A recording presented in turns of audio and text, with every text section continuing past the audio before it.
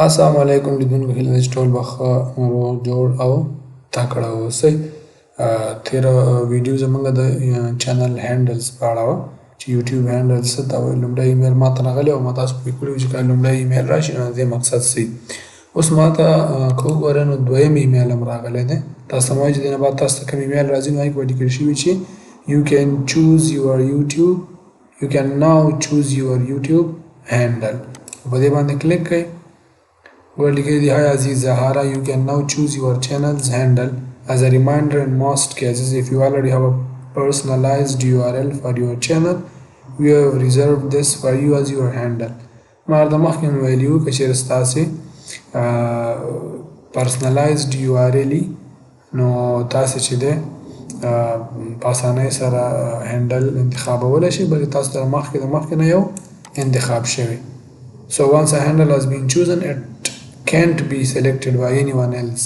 چا ته چې کوم هینډل سلیکټ شو هغه بل هېڅوک نشي استعمالولی، ځکه دا به یونیک یو په دې به یوازې ستا چینل سرچ کېږي. نو راځئ په دې باندې کلیک کوو چوز ا هینډل باندې. یا تاسو ته ما دا ښودلي مو که چوز ا هینډل باندې کلیک کوئ نو تاسو ته کلیک کوئ youtube.com/handle په یو نوي براوزر کې. اوس وګورئ څه لیکل شوي دي Aziz Zahara. Hi there, your handle is reserved. Your handle is @Aziz Zahara. So څومره سمپل. مکه زما کوم پرسنلایزډ URL چې وګڼئ youtube.com/Aziz Zahara بس صرف پکې اضافه شوی youtube.com/Aziz Zahara. که زه وغواړم چې دا چینج کړم اوس Aziz Zahara د چینج هینډل باندې کلیک کړئ او وګورئ دا سلیکټ شوی دی. تاسو کولی شئ چې ایډیټ وکړئ. دا هم شته کنفرم سلیکشن. زما لیونی خو نه یم چې قسم دم Aziz Zahara زه ورپسې نور ور واچو. که د چا خپل نوم نه راځي نو هغه به ورپسې یو ټکی نیم ور اچئ خو ما غوښتل چې تاسې یې چینج کولی هم شئ. نو دا هم و چوز هینډل @Aziz Zahara په نوم باندې زما چې دی سلیکټ شوی دی. ګوره زما اګزسټینګ URL چې څه و /Aziz Zahara په مخکې باندې زما هینډل هم دی. که اوس موږ چېرته په یوټیوب کې Aziz Zahara سرچ وو ته چې اوس دا خو نومبر 14 تاریخ نه شروع کېږي هینډل یې خو نن 10 دی. راځئ بیا هم زه @Aziz Zahara سرچ کوم چې څه وایي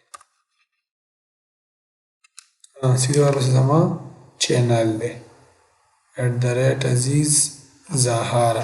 نو 14 نومبر نه به چې دی دا به اپلای شي او د هغې نه وروسته به ستاسې هینډل یوازې او یوازې د ستاسې د نوم دپاره استعمالیږي او تاسې به کولی شئ چې کله تاسو نه څوک ستاسې د چینل نوم وغواړي نو فقط خپل هینډل ورولېږئ او د سره او هغه به سیده ستاسې چینل ته راځي.